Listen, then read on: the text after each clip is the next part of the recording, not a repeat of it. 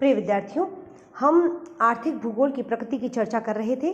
हमने पिछले लेक्चर में मेरे ख्याल से तकनीकी कुछ त्रुटि के कारण बात हमारी अधूरी रह गई थी। आर्थिक भूगोल की प्रकृति की बात हम जब कर रहे थे तो हमने जहां अपनी बात छोड़ी थी वो ये थी कि आर्थिक भूगोल मात्र ज्ञानार्जन के लिए अध्ययन नहीं है। आर्थिक भूगोल का जो अल्टीमेट एम है, जो अंतिम उद्देश्य है, वो सामाजिक कल्याण है। यहीं से हम अपनी बात आज शुरू करेंगे कि आर्थिक भूगोल का उद्देश्य केवल ज्ञानार्जन करना नहीं है, बल्कि यह मानव की आर्थिक क्रियाओं तथा स्थानिक प्रतिरूपों का अध्ययन सामाजिक कल्याण के दृष्टिकोण से करता है।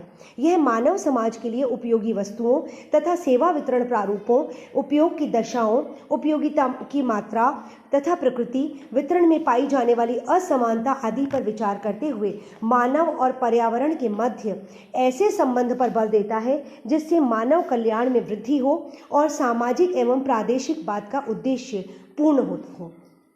आर्थिक भूगोल में विभिन्न सामाजिक आर्थिक पक्षों यथा रोजगार, आय, निर्धनता, आवासीय दशा, स्वास्थ्य, सफाई, शिक्षा, मनोरंजन आदि सुविधाओं के वितरण में पाई जाने वाली असमानता का विश्लेषण करने के पश्चात उस असमानता को दूर करने तथा समाज कल्याण के उद्देश्य से सामाजिक न्याय उपलब्ध कराने हेतु निर्देशित किया जाता है। मतलब ये सारे एस्पेक्ट, जो आपका लिविंग स्टैंडर्ड है और जो लिविंग स्टाइल है, इनके सारे एस्पेक्ट्स इसमें अध्ययन में सम्मिलित किए जाते हैं। और आर्थिक भूगोलवेत्ता ये चेष्टा करता है कि इसमें जो इकोनॉमिक जो पैचेस मिलते हैं समाज में, कहीं कोई हिस्सा या कोई मानव समुदाय का क्षेत्र जो है, कोई क्षेत्र जहाँ के मानव समुदाय आर्थिक रूप से उच्च जीवन यापन करते हुए दिखते हैं और कोई समुदाय नीचा जीवन यापन करते हुए दिखते हैं, उनका जीवन स्तर निम्न दिखता है, तो उन दोनों के मध्य जो असमानता है, उस असमानता के कारणों का विश्लेषण करना भी आवश्यक है। सबसे पहले तो उस असमानता को खोजना, दूसरा उस असमानता के कारणों का विश्लेषण,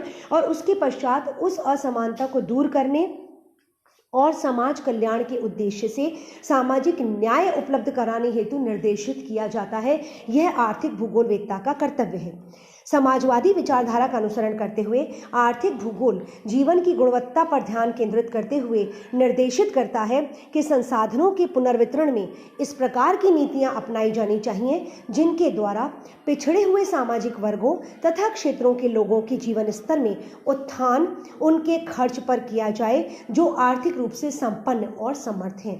कहीं कहीं यहाँ पे समाजवाद आ जाता है आर्थिक भूगोल में कि वो ये कहता है कि जो संपन्न नहीं है उन पर जो संपन्न है उनके द्वारा उनकी आय में से व्यय किया जाना चाहिए ताकि जो संपन्न नहीं है उन्हें भी समुचित रूप से संसाधनों की प्राप्ति हो सके।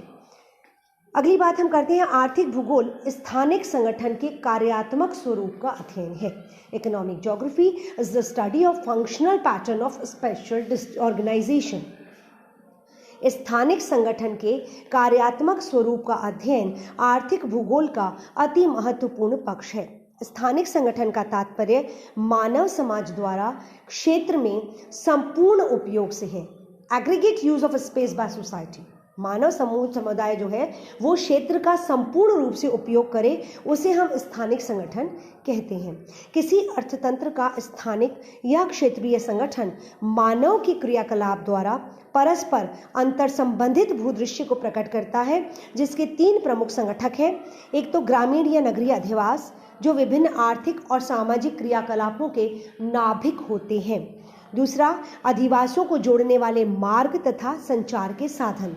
और तीसरा, भूमि उपयोग प्रतिरूप। मैं फिर से बताऊंगी आपको कि स्थानिक संगठन का मतलब है किसी क्षेत्र में जो मानव समुदाय निवास कर रहा है वो उसका संपूर्ण उपयोग करे। अब ये उपयोग तीन तरीकों से करता है। एक तो वो नगरीय या ग्रामीण जो भी स्वरूप है वहाँ का वो उसके अधिवास किस प्रकार के हैं, क्योंकि अधिवास बनाने के लिए जो मनुष्य है वो प्राकृतिक संसाधनों का उपयोग करता है। फिर अधिवासों का जो पैटर्न है वो बहुत कुछ वहाँ की प्राकृतिक परिस्थितियों से अफेक्ट होता है। तो ये जो ग्रामीण या नगरीय अधिवास हैं जो विभिन्न आर्थिक और सामाजिक क्रियाकलापों के नाभिक होते हैं, एक तो इसका अध्ययन स्थानिक संगठन के तौर पे किया जाता है। दूसरा है अधिवासों को जोड़ने वाले मार्ग और संचार के साधन। कम्युनिकेशन कैसा है, ट्रांसपोर्टेशन कैसा है, क्योंकि इनके बिना कम्युनिकेशन और ट्रांसपोर्टेशन के बिना किन्हीं मानव समुदायों के बीच में संपर्क संभव नहीं है, और यदि संपर्क संभव नहीं है तो उत्पादन के बाद विनिमय संभव नहीं है। इसलिए आर्थिक भूगोलवेत्ता इन स्थानिक संगठन के तौर पर इस संगठन का अध्ययन भी करता है। और तीसरा, भूमि उपयोग प्रतिरूप, उस पूरे क्षेत्र में लैंड यूटिलाइजेशन कैसा है, लैंड यूज़ कैसा है, क्योंकि लैंड यूज़ का पैटर्न डिसाइड करता है या ये दर्शाता है कि किस क्षेत्र में कौन सी एक्टिविटी प्रोमिनेंट है, किस एक्टिविटी ने सबसे ज़्यादा परसेंटेज ऑफ एरिया घेर रखा है और उसके रीज़न क्या है, या किस एक्टिविटी ने मिनिमम परसेंटेज ऑफ एरिया घेर रखा है, उसके रीज़न क्या है। किसी क्षेत्र विशेष में विभिन्न भौगोलिक दशाओं के लगभग समान होने पर भी आर्थिक क्रियाकलाप से संबंधित अंतरक्रिया के परिणाम स्वरूप अर्थतंत्र के क्षेत्रीय संगठन में भिन्नता उत्पन्न हो सकती है। ये बहुत प्रोमिनेंट एस्पेक्ट है कि अगर ज्योग्राफिकली दो रीजन एक जैसे हैं, लगभग एक जैसे हैं, बिल्कुल एक जैसे तो कभी संभव ही नहीं है, लेकिन अगर लगभग एक जैसे हैं, लगभग एक जैसा क्लाइमेट है, लगभग एक जैसी फिजियोग्राफी है, इसके बावजूद वहाँ का जो अर्थतंत्र है उसके संगठन में अंतर मिल सकता है। इसके कारणों की खोज करना और इसके द्वारा वहाँ के मानव समुदायों का हित किस प्रकार के इससे हो सकता है, किस प्रकार से उनके भविष्य की योजना बन सकती है, इसका अध्ययन आर्थिक भूगोलवेत्ता करता है। अर्थतंत्र का संगठनात्मक स्वरूप भूमि की मांग एवं आपूर्ति, उत्पादन के पैमाने, परिवहन लागत, उपलब्ध प्रौद्योगिकी आदि कारकों की अंतरक्रिया से निर्धारित होता है। आर्थिक भूगोल का सर्वाधिक महत्वपूर्ण पक्ष आर्थिक क्रियाकलाप तथा प्रौद्योगिकी की पारस्पर अंतरक्रिया और उससे उत्पन्न अर्थतंत्र के स्वरूप में पाई जाने वाली प्रादेशिक भिन्नता का अध्ययन करना है। प्रौद्योगिकी का जो इंटरेक्शन है वो सबसे इंपॉर्टेंट है। किसी क्षेत्र में साइंस और टेक्नोलॉजी कितनी डेवलप है वो डिसाइड करती है कि वहाँ का आर्थिक क्रियाकलाप कैसा होगा, क्योंकि साइंस और टेक्नोलॉजी से ही डिसाइड होता है कि वहाँ पर प्राइमरी एक्टिविटी ज़्यादा प्रोमिनेंट रहेगी, अधिकांश जनसंख्या द्वितीयक एक्टिविटी में इन्वॉल्व रहेगी, या तृतीयक चतुर्थक एक्टिविटीज़ के डेवलपमेंट का भी वहाँ पर स्कोप है। ये डिपेंड करता है वहाँ पर टेक्नोलॉजिकल एडवांसमेंट की स्टेज पर, इसलिए ये अंतरक्रिया बहुत इंपॉर्टेंट हो जाती है। इसलिए हम कहते हैं कि आर्थिक भूगोल का सर्वाधिक महत्वपूर्ण पक्ष आर्थिक क्रियाकलाप तथा प्रौद्योगिकी की पारस्परिक अंतरक्रिया और उससे उत्पन्न अर्थतंत्र के स्वरूप में पाई जाने वाली प्रादेशिक भिन्नता का अध्ययन करना है।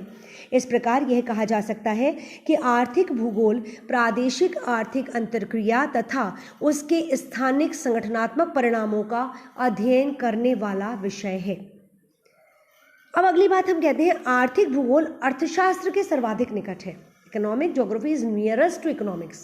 अगर हम अन्य सामाजिक विज्ञानों से आर्थिक भूगोल के संबंधों की बात करते हैं तो हम अर्थतंत्र से जुड़ा हुआ, अर्थशास्त्र से जुड़ा हुआ ऐसे पाते हैं। आर्थिक भूगोल मानव की आर्थिक क्रियाओं के अध्ययन से संबंधित होने के कारण मुख्यतः एक सामाजिक विज्ञान है। सामाजिक विज्ञान में इसका सर्वाधिक घनिष्ठ और निकटवर्ती संबंध अर्थशास्त्र से है।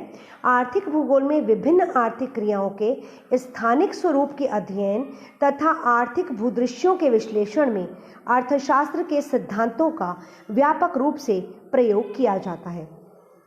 क्या होता है कि आर्थिक भूगोल में जब हम आर्थिक क्रियाओं के स्थानिक स्वरूप का अध्ययन करते हैं और इकोनॉमिक लैंडस्केप्स के विश्लेषण करते हैं तो अर्थशास्त्र के सिद्धांतों को उसमें इंक्लूड करते हैं।